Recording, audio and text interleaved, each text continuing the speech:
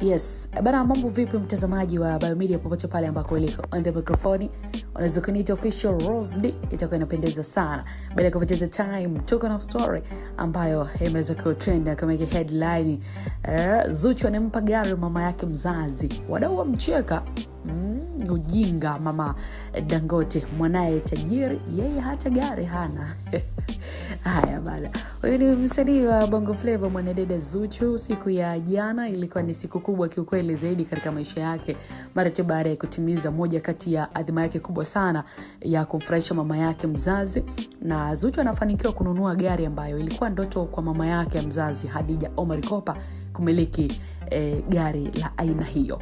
Zuchu kupitia ukurasa wake wa Instagram siku ya jana aliweza kuandika kwamba ilikuwa ni moja kati ya siku nzuri sana katika maisha yake, sababu ametimiza malengo yake makuu ya kumnunulia mama yake gari, ndoto zake. Anasema walai kwangu kama binti mpambanaji sio kitu kidogo, anaandika mwanadada Zuchu. Lakini pia Zuchu alienda mbali zaidi na kuongeza kuwa haiko raha ya dunia kama mama yako kufurahi. Hii ni hisia ambayo siwezi kuielezea kwa maneno, huku akimtaka na neno la shukrani kwa imani yake. Alhamdulillah.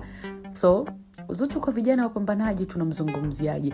Kikweli Zuchu pia alienda na kutaka vijana wenzake kupambana, ambako aliandika kuwa nawaombea watoto wote wenye wazazi wetu, Mwenyezi Mungu atupe na sisi nafasi za kuwatimizia wazazi wetu ndoto zao. Ilikuwa kauli ambayo ilijaa hisia kutoka kwa mwanadada Zuchu. Lakini pia alitoa shukrani zake kwa bosi wake Diamond Platnumz kwa moyo wake wa kujitolea na safari yake ya maisha. Zuchu ambaye ameshiriki mashindano mengi sana ya ndani na nje ya nchi kabla ya kutua Wasafi. So pongezi kubwa, juhudi ziende kwa mama yake mzazi. Bana Khadija Omar Kopa aliwahi kusema kuwa yeye ndiye aliyempeleka Zuchu kwa Diamond Platnumz ili aweze kusainiwa Wasafi, na huko alimtaka Diamond Platnumz amwangalie kama atawafaa au la. Sasa matokeo yake Zuchu alikaa zaidi ya miaka 3 bila kutambulishwa, na baada ya utambulisho wake tu kilichobaki sasa ni historia.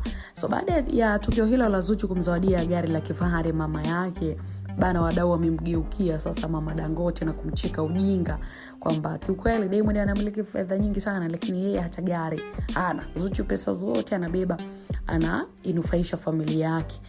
Yapo madai ambayo yalibuka mitandaoni kwa wadau wengine wakisema kuwa hii ndo sababu ya mama Dangote kumchukia Zuchu, kwa maana yupo kimaslahi kwa Diamond Platnumz, anachukua pesa zote, ananufaisha familia yake. Hizi ni kauli za wadau baada ya Zuchu kumzawadia gari la kifahari mama yake bibi Khadija Omar Kopa. Sasa pengine mtazamaji wetu una maoni gani juu ya hile ambalo limeweza kujiri?